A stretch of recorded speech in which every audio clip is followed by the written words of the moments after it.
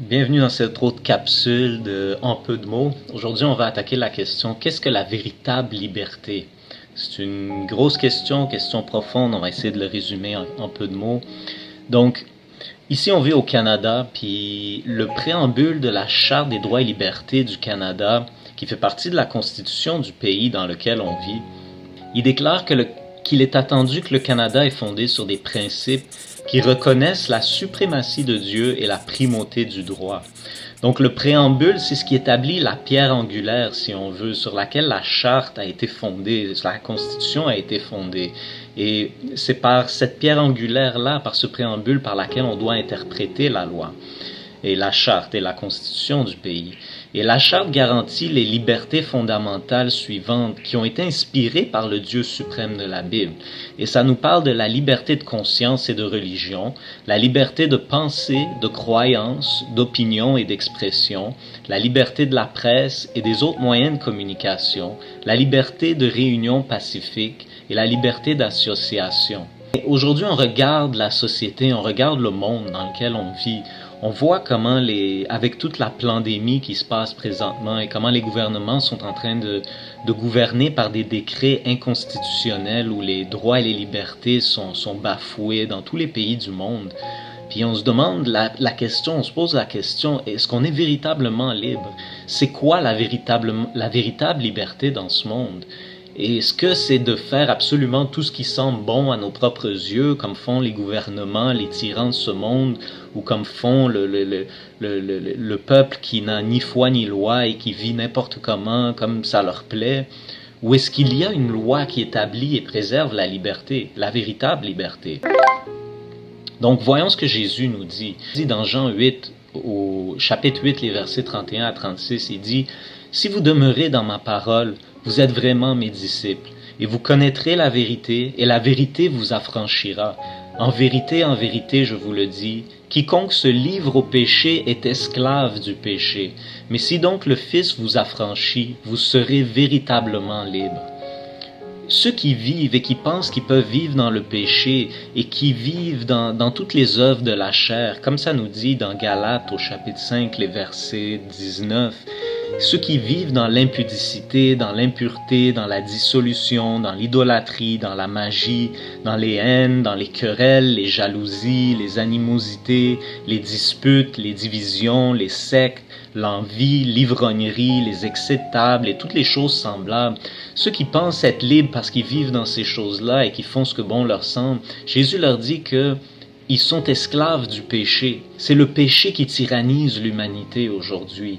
Mais voyons ce que l'apôtre Jacques nous dit au chapitre 1, au verset 25. Il dit « Celui qui aura plongé les regards dans la loi parfaite, la loi de la liberté, et qui aura persévéré, n'étant pas un auditeur oublieux, mais se mettant à l'œuvre, celui-là sera heureux dans son activité. » Donc l'apôtre Jacques nous montre ici qu'il existe une loi de la liberté. Et cette loi de la liberté, c'est la parole de Dieu. C'est la parole de Jésus. Parce qu'il est la vérité et la vie qui nous a franchis. Jésus a dit, je suis le chemin, la vérité et la vie.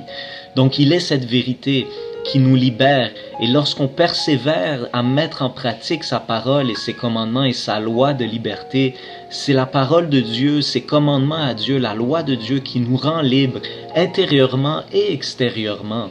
Et lorsqu'on la met en pratique, c'est là qu'on a la véritable liberté intérieure et extérieure. Dans 2 Corinthiens au chapitre 3, le verset 17, ça dit « Là où est l'Esprit du Seigneur Dieu, là est la liberté ou la véritable liberté. » Donc le fruit de l'Esprit de Dieu et de la loi de Dieu et de la liberté, c'est ce que dans Galates, l'apôtre Paul nous dit au chapitre 5, le verset 22, que le fruit de l'esprit ou de la liberté, c'est l'amour, la joie, la paix, la patience, la bonté, la bénignité, la fidélité, la douceur, la tempérance ou la maîtrise de soi. Ça, ce sont toutes les vertus, le fruit de la liberté, que la liberté amène, qu'on peut expérimenter intérieurement, peu importe notre environnement extérieur. Et lorsque ça habite en nous et qu'on met en pratique la loi de Dieu, on expérimente cette liberté intérieure et de l'intérieur, on peut transformer notre monde extérieur. Donc, Donc Dieu nous appelle vraiment à être libérés du péché parce que c'est ça qui nous tyrannise. Et la parole de Dieu, de mettre en pratique et de suivre Jésus va nous donner cette liberté intérieure. Il peut nous donner extérieure, la liberté extérieure aussi et transformer notre monde. Donc, la véritable liberté, en conclusion, selon Dieu, le Créateur, ce n'est pas d'être libre de faire tout ce que bon nous semble et de pécher, de transgresser ses lois et ses commandements. Au contraire, c'est de garder sa parole, de vivre et d'obéir à ses commandements et à mettre en pratique sa loi de liberté. C'est ça être libre, c'est de vivre une vie de sainteté pour vivre le fruit de cette liberté et ce bonheur, ce véritable bonheur d'être réellement libre. Et j'espère que ces quelques paroles vous ont éclairé sur ce qu'est la véritable liberté et elle se trouve seulement en Jésus. Donc, comme Paul a écrit aux Galates, au chapitre 5, verset 1, il dit « C'est pour la liberté que Christ nous a affranchis. Donc, demeurez donc fermes et ne vous laissez pas mettre de nouveau sous le joug de la servitude du péché. Alors, restez libres en Jésus-Christ, le seul qui nous donne cette véritable liberté. » Alors que Dieu vous bénisse.